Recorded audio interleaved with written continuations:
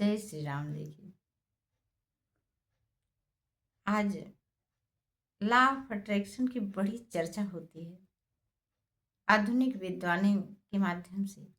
वो सब इसको मानते हैं कि यह विदेशों की पाश्चात्य जगत की खोज है, जबकि वास्तविकता ये है कि यह भारतीय संस्कृति से ली गई समझ का एक नया नाम है, आधुनिक नाम। तो हम क्यों ना, जो एक दोहा है ना कि पाथर पूजे हर मिले, तो हम पूजी पहाड़। अरे लॉ ऑफ अट्रैक्शन की हम एक छोटी सी पुस्तक पढ़ने से अच्छा है कि आइए अपने धर्म से लॉ ऑफ अट्रैक्शन सीखते हैं, श्री राम जी से सीखते हैं, श्री रामचरितमानस से सीखते हैं, जिन्होंने पूरा जीवन जी करके दिखाया। आखिर हम लोग इतना श्री राम जी को मानते हैं, लेकिन क्या उनके जैसा आचरण भी करते हैं? नाम तो श्री राम जी का लेते हैं, आचरण रावण का करते हैं।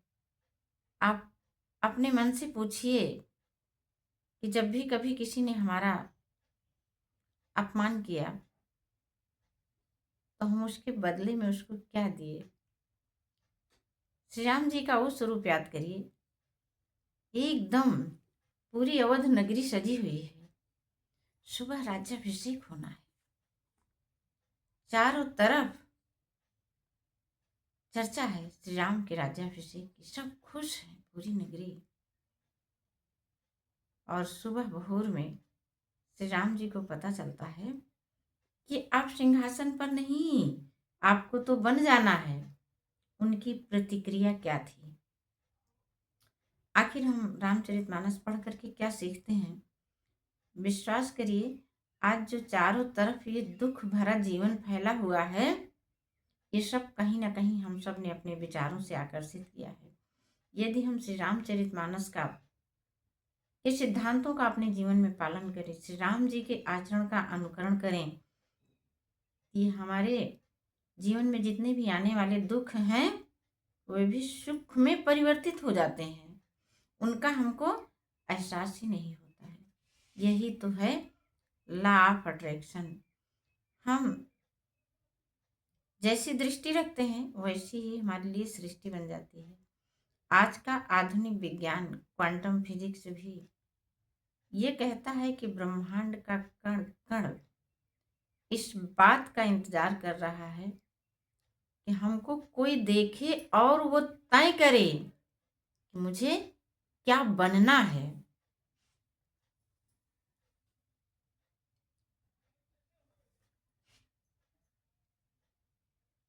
तो अब सोचिए, और जो है हमको क्या चाहिए? और यही चीज तो श्री रामचरितमानस में या हमारे वेद शास्त्रों में हर एक का आधार ही यही है। एक दोहा इसने मेरे पूरे जीवन को बदल दिया।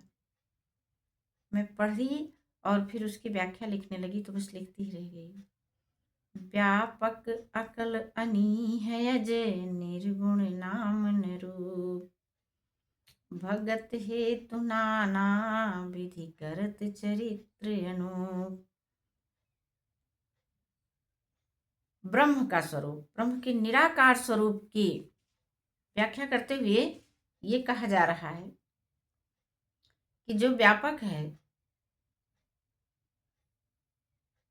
निराकार है, अजन्मा है, इच्छा रहित है, जिसका नाम और रूप भी नहीं है, वह फिर वो करता क्या है? ब्रह्म का निराकार स्वरूप, भगत हेतु नाना विधि करत चरित्र अनूप। भगत यानी हम सब लोग जो सत्कर्म के माध्यम से लोगों को सबके हितों का ध्यान रखते हुए, सब में श्री राम जी का दर्शन करते हुए जो भी इच्छा और कामना करते हैं, वैसा ही रूप भगवान श्री हरि का ये निराकार रूप हमारे सामने उपस्थित हो जाता है। तो अब सोचिए कि ऐसे ऐसे सिद्धांत श्री रामचरितमानस में भरे पड़े हैं और हम लोग श्री रामचरितमानस को सिर्फ कथा मान रहे हैं, मनोरंजन का विषय मान रहे हैं, गीत संगीत का विषय मान रहे हैं, आनंद का विषय मान रहे हैं, नहीं, वह तो हमारे जीवन को रूपांतरित करने का विज्ञान है। श्री रामचरितमानस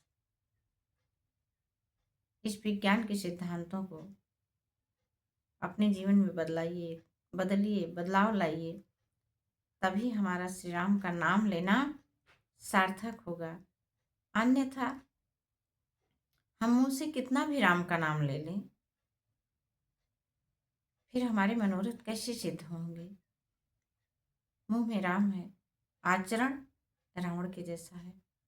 तो आप सभी से मैं विनम्र प्रार्थना बस यही करना चाहती हूँ कि अपने आचरण को बदल करके बस श्री राम और श्री रामचरितमानस, श्री राम जी के आचरण, श्री रामचरितमानस का सिद्धांत जीवन में अपनाइए और अपनी इच्छा का जीवन पाइए। इच्छा अनुसार अपने जीवन में बदलाव कर लीजिए।